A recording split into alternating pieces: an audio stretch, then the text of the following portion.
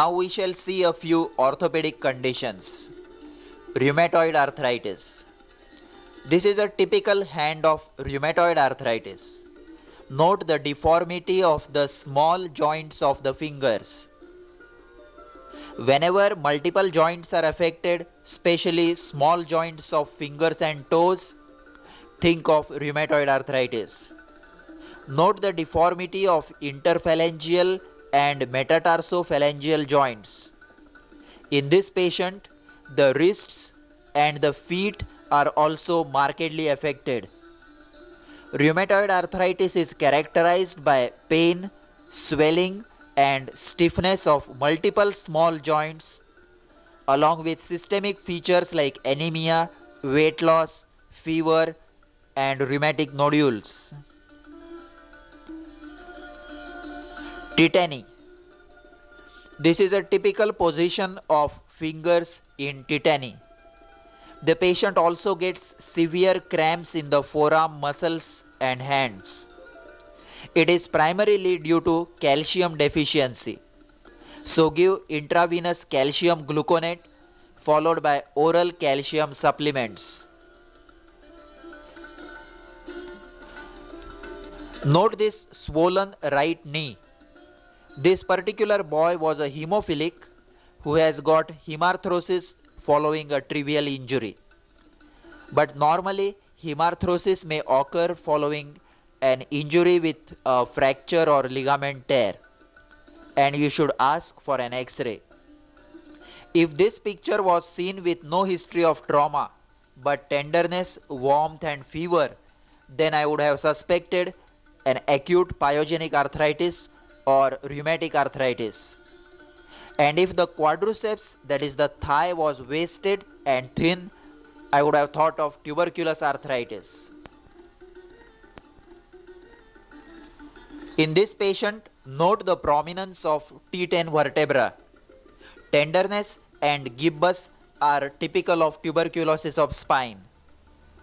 In a patient who has fallen from height, such a gibbus will indicate a compression fracture of the spine. If a patient with gibbus has weakness of legs, then he should be referred to an orthopedic surgeon urgently. This is kyphoscoliosis. Such extensive deformities are usually congenital. But if it is of recent onset or if it is increasing, then refer the patient to an orthopedic surgeon.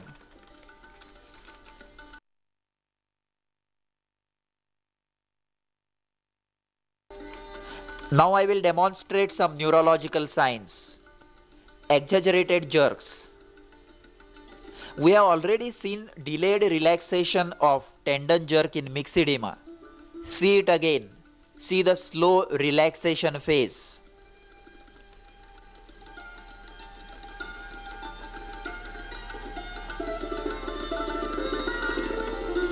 Now compare it with a brisk and exaggerated tendon jerk. This is typical in upper motor neuron type of paralysis. Watch the exaggerated ankle jerk.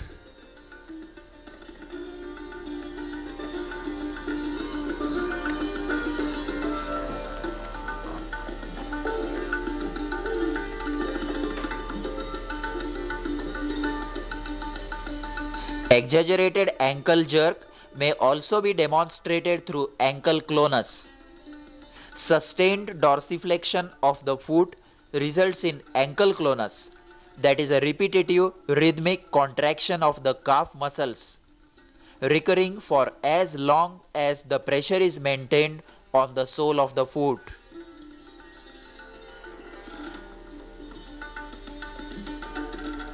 Upper motor neuron lesions also show extensor plantars, that is positive Babinski reflex. It is demonstrated by stimulation of the sole along the lateral border from the heel towards the toes. This normally causes plantar flexion of the soles, but as you can see here is dorsiflexion of the toes, that is a positive Babinski reflex. It can also be demonstrated by firm pressure along the anteromedian surface of the upper tibia, termed as Oppenheim's sign.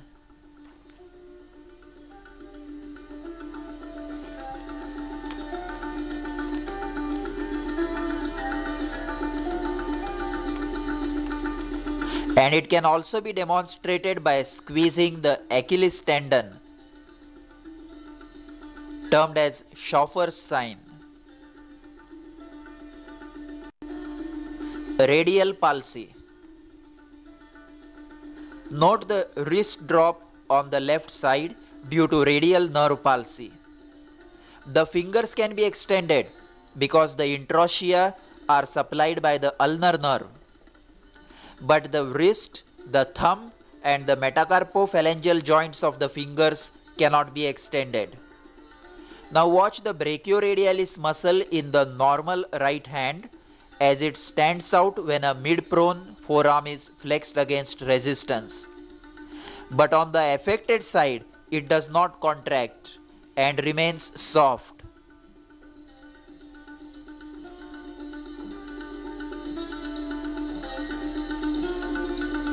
Now here I have marked the area of anesthesia, which is characteristic of radial nerve palsy. Note that within this area, the patient does not feel the pinprick, but outside it, the sensations are normal.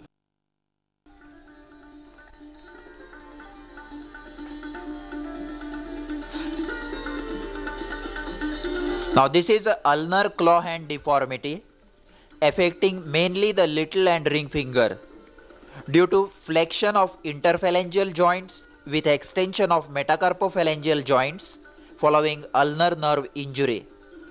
Note the wasting of hypothenar and thenar eminences. Now compare it with a classical claw hand which occurs in ulnar and median nerve injury, brachial plexus injuries, leprosy, cervical rib and spinal cord lesions like syringomyelia. Now we shall see a few involuntary movements. When a young child comes with irregular, senseless movements, he is not affected by any ghost. He is affected by rheumatic fever and is having rheumatic chorea. If the patient is adult, then of course it is unlikely to be rheumatic. Then you should think of other causes, especially hysteria. Watch the boy as he is trying hard to hold his hands steady, but he cannot. The chorea is involuntary and he cannot control it. It usually persists even after treatment for 3 to 6 months.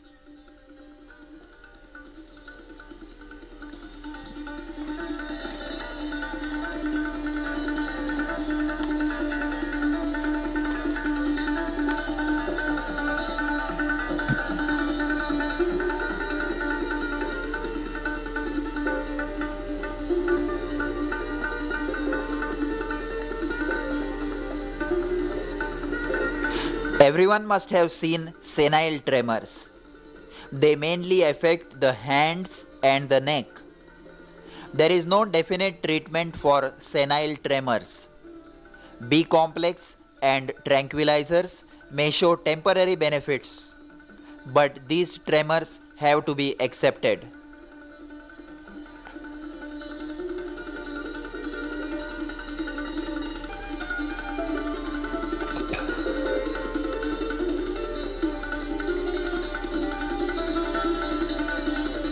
If the tremors are more on one side of the body or are accompanied by rigidity and mask-like face, then think of Parkinsonism. Watch the mask-like face without any expressions. There is hardly any movement of the facial muscles when the patient is talking. Only the jaw is moving. This is a mask-like face of Parkinsonism. Watch the tremors of the hand.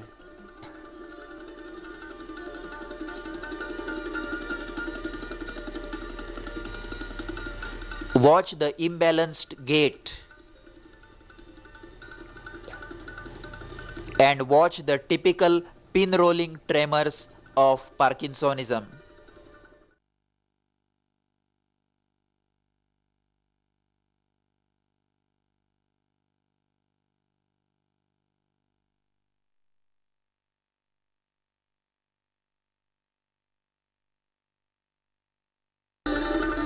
Chest.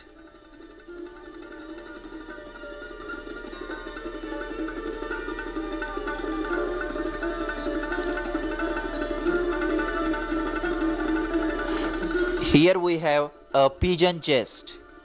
Note the forward projecting sternum and costal cartilages. It may be congenital or secondary to rickets or chronic nasal obstruction in childhood. A pigeon chest where the sternum and costal cartilages are projecting forwards.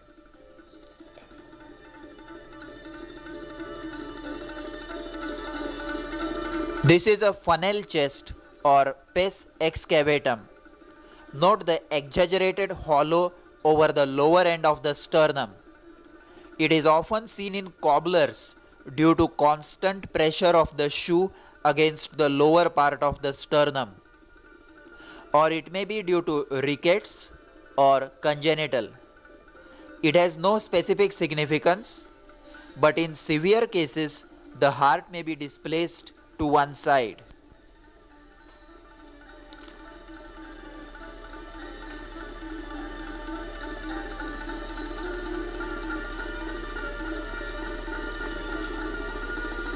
Now this is a rickety chest with rickety rosary due to bead-like enlargement of costochondral junctions. Watch the two rows of visible beads on either side of the sternum. They are close to the sternum in the upper chest, while the lower ones are situated more laterally. Fourth, fifth and sixth costochondral junctions are particularly more enlarged.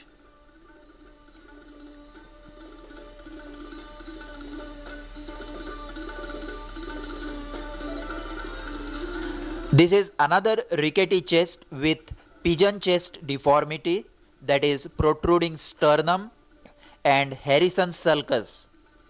See the transverse grooves along the attachment of diaphragm where the soft rickety chest gets pulled in during inspiration.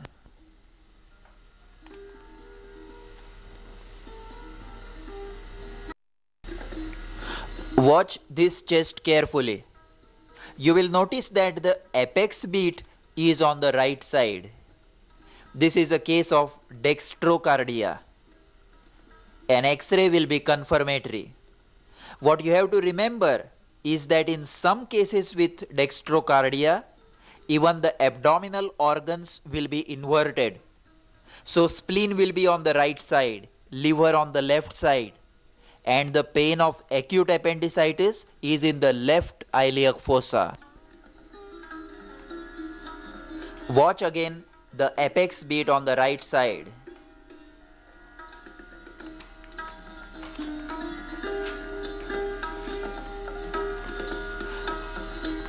Now in this patient, note the bulging precordium. This is an indication of cardiomegaly. The heart lesion needs to be examined and investigated carefully. The apex beat is heaving, a sign of left ventricular hypertrophy. Watch the bulging precordium and the heaving apex beat.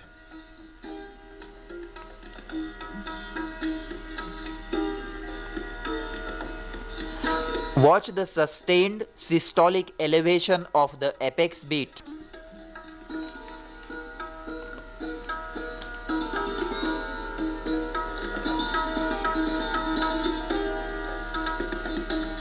Heaving apex beat of left ventricular hypertrophy.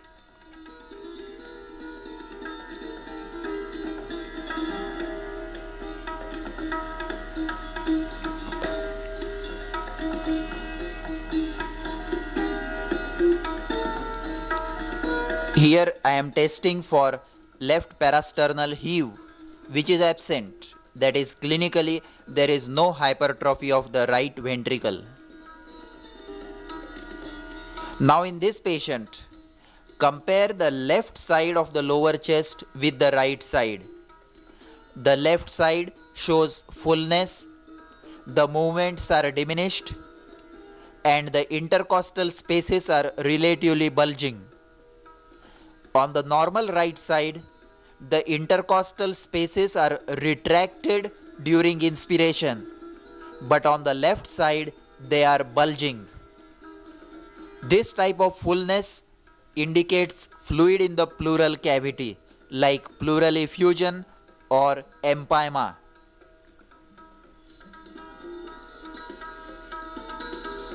Watch the minimal retraction and actually bulging of the intercostal spaces on the left side.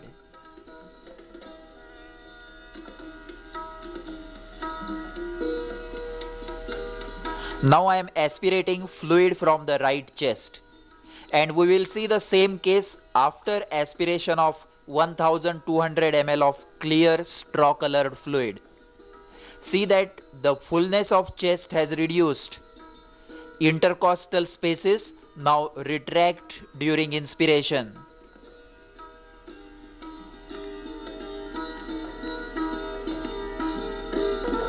This is another similar case with fullness on the left side.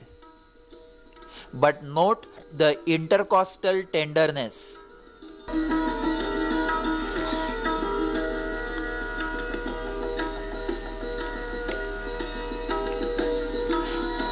If the intercostal tenderness and fullness is present on the right side, then in addition to empyema, you have to think of amoebic hepatitis, which is more common. This was a case of amoebic liver abscess. Watch the intercostal tenderness on the right lower chest.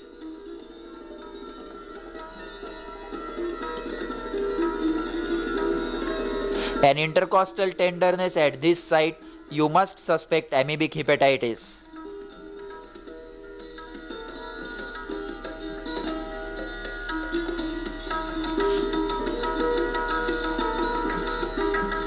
Now here we see a diffuse chest wall swelling, tender and warm, over the left upper chest.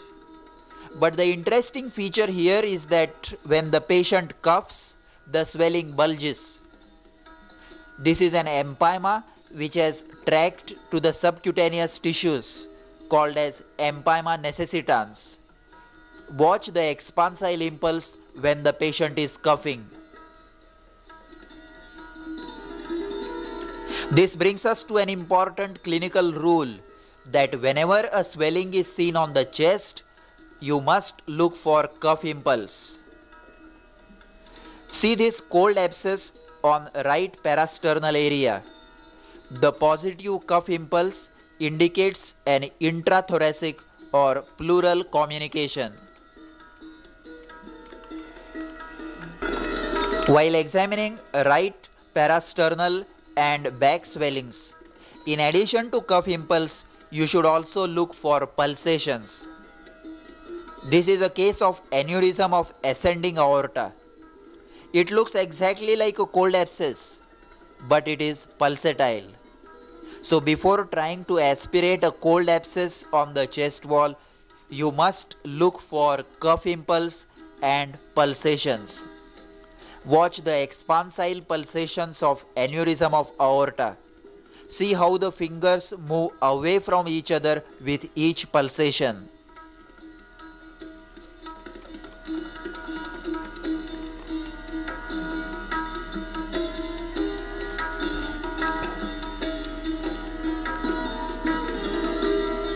Expansile pulsations of aneurysm of aorta.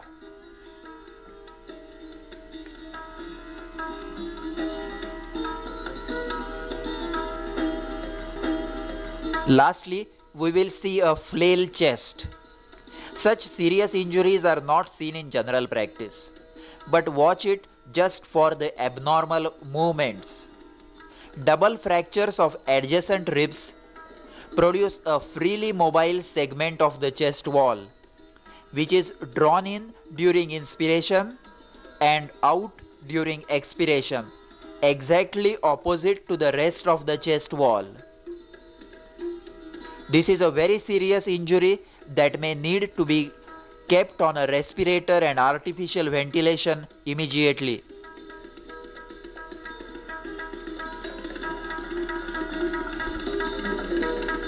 We will also see another very interesting sign in this case, that is surgical emphysema. Surgical emphysema occurs due to air in the subcutaneous tissues, which produces a crackling feel to palpation. See the swelling in the right side of the neck, and when I palpate it, you can actually see the displacement of air in the subcutaneous tissues. This type of surgical emphysema is often felt around fractures of ribs. But if such crackling crepitations are felt around an infected wound, you should immediately think of gas gangrene or similar anaerobic infections.